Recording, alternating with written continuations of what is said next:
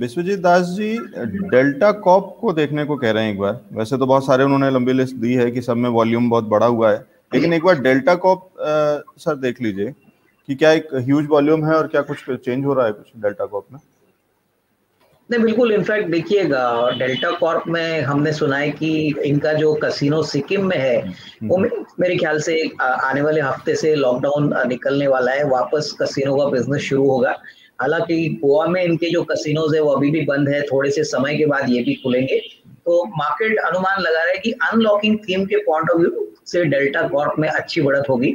सबसे बड़ी बात लवजीत, ये कंपनी भी बिल्कुल कर्जा मुक्त है। इसका जो बिजनेस मॉडल है वो बहुत यूनिक है।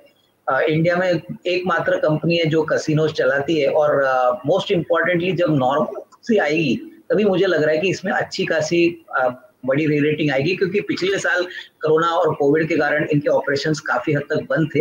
हालांकि इनके पास एक ऑनलाइन कंपनी है, लेकिन जो मेन बिजनेस है वो बेसिकली कसिनो का है, जहाँ पे लोग आके कसिनो में आनंद लेते हैं। तो मुझे लग रहा है कि शायद इसी कारण से स्टॉक में अच्छी तेजी है, और यहाँ पे अगर इनकी पोजीशन है तो प्लीज होल्ड करिए। मुझे लग रहा है कि जैसे जैसे अनलॉकिंग थीम आगे बढ़ेगी इसमें अच्छी तेजी देखने को मिल सकती है।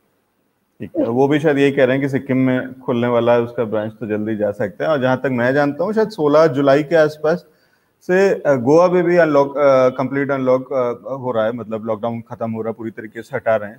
तो बहुत हद तक उम्मीद है कि ये मिड ऑफ जुलाई या उसके थोड़े से आगे में अगले हफ्ते में शायद गोवा के भी कैसीनोस खुल जाएंगे या बाकी कंप्लीटली अनलॉक हो जाएगा।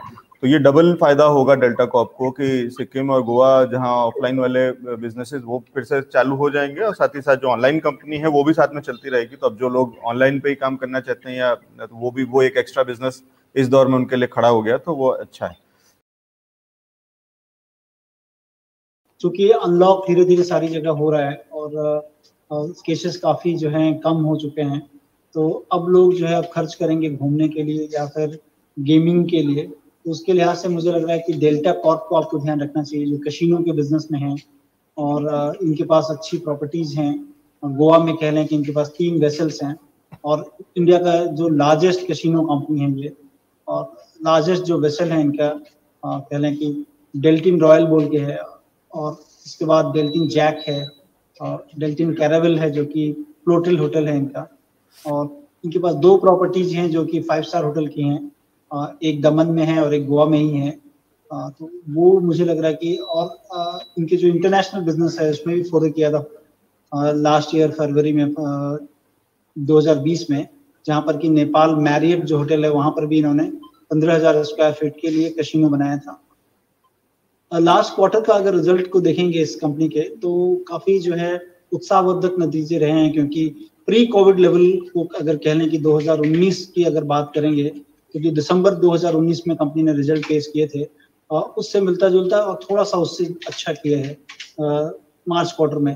मतलब प्री कोविड लेवल को कंपनी अचीव कर रही है। और कंपनी ने कल ही एक नोटिस दिया था जिसमें कि बता रहे हैं कि जो सिक्किम में इनके जो कैसीनो हैं सिक्किम में वो उनका खुल गया है विद कोविड प्रोटोकॉल, और 12 तारीख के बाद शायद गोवा में भी खुल जाएगा।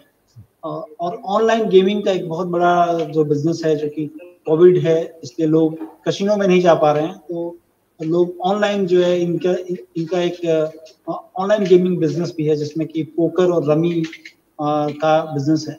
adda52.com बोल के है जिसमें कि पोकर और रमी का मतलब गेम है, गेमिंग प्लेटफॉर्म है, और उसमें काफ़ी अच्छा ट्रैक्शन देखने को मिला कोविड में। तो ये सारी चीज़ें काफ़ी एक्साइटिंग लग रही हैं, क्योंकि आप देखेंगे कि गेम में जितना लोग स्पेंड करते हैं ना गेमिंग में या कैसीनोज में, पूरी दुनिया में काफ़ी ज़्यादा लोग करते हैं। और कह लें कि स्पोर्ट्स की जो कैटेगरी है इंटरटेनमेंट के लिए, कह लें सबसे बड़ा पैसा लोग स्पोर्ट्स और गेमिंग में खर्च करते हैं, न कि मूवीज़ और म्यूज़िक में।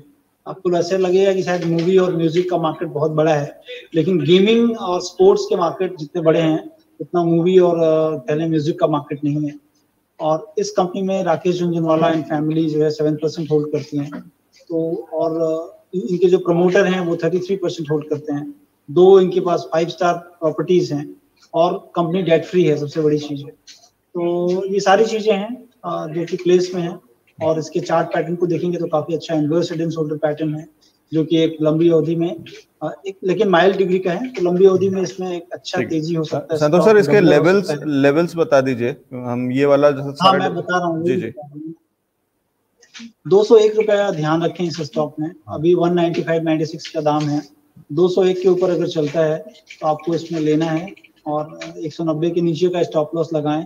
और इसमें लगता है कि काफी अच्छा जो है एक ट्रैक्शन मिल सकता है, क्योंकि बिजनेस में भी ट्रैक्शन है और सब चीजें अनलॉक हो रही हैं, तो ये प्ले वो भी हो सकता है। और इनके जो 2 होटल्स हैं, जहाँ पर कि एक दमन में इन्होंने होटल खोला है नया, और इसमें अभी भी कैसीनो की परमिशन बाकी है इनकी, और गवर्नमेंट रेगुलेटरी अथॉरिटीज में इन्होंने फाइल कर रखा है। और दमन की जो प्रॉपर्टी है वो काफी 3 लाख स्क्वायर फीट के करीब है इनकी, और उसमें 60,000 स्क्वायर फीट जो है उन्होंने गेमिंग के लिए रखा है। और कंपनी के पास जो गेमिंग प्लेटफॉर्म है उसमें 2000 गेम्स हैं इनके पास, तो काफी बड़ा प्लेटर है, काफी बड़ी प्लान है कंपनी के। तो मुझे लगता है कि ये एक इंटरेस्टिंग स्टोरी हो सकती है गोइंग फॉरवर्ड जी, क्योंकि दमन एक मेजर प्लेयर, एक मेजर लोकेशन है, स्ट्रेटेजिक लोकेशन है। गुजरात से एक बहुत बड़ा क्राउड जो निकलता है, जो रिक्रिएशन के लिए, एंटरटेनमेंट के लिए बाहर निकलता है, तो उसके लिए 2 ही रास्ते होते हैं, 2-3 जगह, जो कि या तो गोवा जाता है या महाराष्ट्र जाता है, और या फिर दमन उनके लिए नियरेस्ट है, और वो शायद उसका एक फायदा मिलेगा। और एक नई प्रॉपर्टी है, Goa already buzzing property, Goa के सबसे लीडिंग जो कैसीनोज या जितने भी इस तरीके की चीज़ें हैं, प्रॉपर्टीज हैं, वो इन्हीं के पास है, डेल्टा के पास। और सिक्किम एक मेजर है, आज सुबह भी हम डिस्कस कर चुके हैं, सिक्किम वाले की खबर आई थी कि वो खुल गया है या खुलने वाला है। और 12 जुलाई के आसपास, जो मिड ऑफ जुलाई में पूरा अनलॉक जो गोवा में हो रहा है, पूरा लॉकडाउन पूरी तरीके से लिफ्ट हो रहा है, तो उसका भी फायदा संतोष जी कह रहे हैं कि डेल्टा को आपको मिल सकता है, तो इसको नजर में रखें। लेवल्स आपको बता दिए। सर 201 के ऊपर में लेना है या अभी भी एंट्री करी जा सकती है? देखिए, चूंकि अगर आपने ध्यान रखना है इस चीज को कि अगर आप फंडामेंटली प्ले कर रहे हो, क्योंकि मैं तो कह लें कि 80% फंडामेंटली प्ले करूंगा और इसमें 20% जो है टेक्निकली मैं प्ले करूंगा। तो मुझे लग रहा है कि अगर आपको, और हम लोगों ने थोड़ा सा लिया भी स्टॉक यहाँ पे, और अगर थोड़ा भी इसमें करेक्शन आता है, और चूंकि अनलॉक जैसी चीजें हैं सामने, जो भी चीज अनफर्ल होगी यहाँ से, तो मुझे लग रहा है कि इस स्टॉक में एक अच्छा ट्रैक्शन हो सकता है। तो आपको ध्यान रखना चाहिए, अगर फंडामेंटली आप देख रहे हैं तो सब्सटेंस वहाँ पे स्टॉप लॉस तो आपको नहीं लगाना होगा, जब तक कि कंपनी की तरफ से कोई खराब न्यूज नहीं आता है, तो तब तक आपको होल्ड करना है। और बिजनेसेस एज, क्योंकि ये देखिए एक चीज केवल ध्यान रखें इसमें, क्योंकि जिस बिजनेस में है ये, वो काफी रेगुलेटेड बिजनेस है, वो गवर्नमेंट की तरफ से, क्योंकि गवर्नमेंट का ऐसा मानना है, और सुप्रीम कोर्ट ने कुछ दिन पहले ऐसे रूलिंग दी थी कि एक गेम ऑफ चांसेस होता है और एक गेम ऑफ कह लें कि स्किल गेम होता है। तो सुप्रीम कोर्ट कहता है कि गेम ऑफ चांसेस जो होता है उसमें तो उसमें बैन रहना चाहिए, लेकिन गेम ऑफ स्किल जो होता है, स्किल गेम जो होती है, जैसे कि रमी इनका एक जो गेम प्लेटफॉर्म है, तो वो उसमें ट्रैक्शन मिल सकता है काफी। तो ये सारी चीजें हैं, आपको ध्यान रखना चाहिए। और लिमिटेड जगह में है, गोवा जैसी जगह में गवर्नमेंट ने 6 लाइसेंस इश्यू किए हैं, 3 इस कंपनी के पास है। और इनका जो गोवा का जो 5 स्टार होटल है, जो डेल्टिन सूट बोल के है, उसमें भी इन्होंने एक जो है कह लें कि 1000 स्क्वायर फीट की एक जगह है जहाँ पर कि वो ऑनलाइन गेमिंग करते हैं। तो वो सारी चीजें हैं, अगर अनलॉक होती हैं, लोग अगर घूमने जाते हैं, तो ये सारी चीजें प्ले आउट कर सकती हैं। जी ठीक है। तो वो सुप्रीम कोर्ट में वो जो केस गया जिसको संतोष जी बता रहे हैं, उसमें एक इंटरेस्टिंग पॉइंट ये है कि उस पर डिस्कशन ये भी है कि लूडो जो है वो गेम ऑफ स्किल्स है या गेम ऑफ चांस है, और उसमें पता नहीं क्यों इतने हाई लेवल तक जा करके इतना समय बर्बाद करने की क्या जरूरत है, क्योंकि मुझे नहीं समझ में आता है कि उसमें लेवल कुछ स्किल्स की भी जैसे जरूरत होती होगी, लेकिन ठीक है, बहुत अलग अलग तरीके होते हैं और ये बहुत सारी चीजें हो सकता है कि उसके अंदर में कहीं कुछ स्किल भी इन्वॉल्व होती हो, तो मालूम नहीं। ठीक, उसको कह रहे हैं संतोष जी। फिर मेरे को इसमें टारगेट्स क्या देख रहे हैं आप डेल्टा कॉर्प में? देखिए, मुझे तो लग रहा है कि डबलर ये स्टॉक हो सकता है यहाँ से, तो आपको ध्यान रखें। और ये चीजें, क्योंकि देखिए गेमिंग जो बिजनेस है, जैसा मैं बता रहा था, इंडिया में कोई लिस्टेड कंपनी है नहीं जो कैसीनो की। गेमिंग में नजारा एक बोल के है जो कि है, लेकिन वो अलग तरह का गेम है। ये गेम पैसे का ज्यादा इन्वॉल्वमेंट रहता है यहाँ पे।